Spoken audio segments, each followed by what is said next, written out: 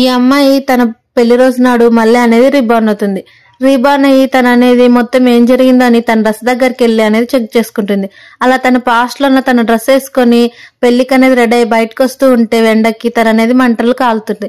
అలా కాలేసరికి తను మొత్తం పెయిన్ భరిస్తూ ఉన్న తన దగ్గరకు అనేది ఎవరు రారా. అలా హాస్పిటల్ కి జాయిన్ చేయించినమ్మనే తను అనుకుంటుంది తన బాయ్ ఫ్రెండ్ బ్రదర్ ఇలా చేశాడు, ప్రాంక్ చేశాడేమో అనుకుంటుంది.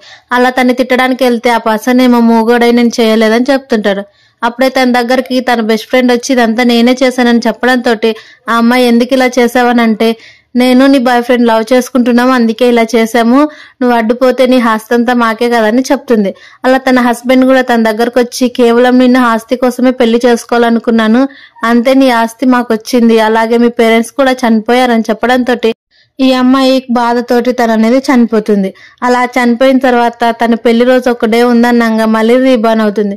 రీబార్న్ అయ్యి అక్కడున్న వాళ్ళందరూ తన పెళ్లికి ఒప్పుకోమని చీజ్ చేయడంతో అమ్మాయి ఏమీ వినకుండా ఉంటుంది. కానీ తన బెస్ట్ ఫ్రెండ్ అనేది ఒక రూమ్ లోకి పిలుచుకెళ్లి నీ వెడ్డింగ్ డ్రెస్ ఎలా ఉందో చూడనంటే వెడ్డింగ్ డ్రెస్ అనేది మొత్తం చినిగిపోయి ఉంటుంది. అలా ఆ అమ్మాయికి తెలుస్తుంది ఇదంతా తాను బెస్ట్ ఫ్రెండే చేసిందని. కానీ తన బెస్ట్ ఫ్రెండ్ ఇదేం తెలియకుండా నీ బాయ్ ఫ్రెండ్ వాళ్ళ బ్రదరే చేశాడని చెప్తుంటుంది.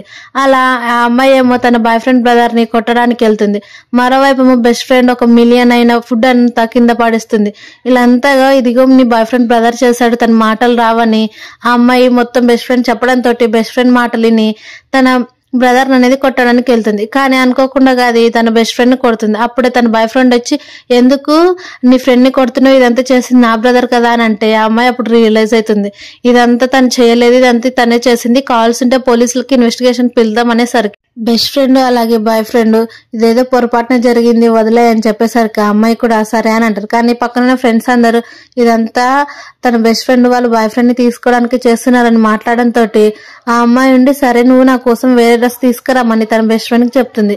ఇది కూడా తన బెస్ట్ ఫ్రెండ్ కావాల్సింది కాబట్టి సరే అని ఒప్పుకుంటుంది. కానీ అంతకు ముందు నువ్వు ఇవన్నిటికీ నాకు 1 మిలియన్ మనీ వెయ్యి అప్పుడే నువ్వు డ్రెస్ తీసుకురా అనేసరికి ఆ అమ్మాయి కూడా ఇంకా తప్పించుకునేది లేదని తన బెస్ట్ ఫ్రెండ్ అనేది ఈ అమ్మాయికి మనీ అనేది వేసేస్తుంది. అలా సరే అని అమ్మాయి డ్రెస్ తీసుకురావడానికి వెళ్తుంది. మరోవైపు ఏమో ఈ అమ్మాయి తన పేరెంట్స్ ని హోటల్స్ తో తీసుకొని వస్తుంది.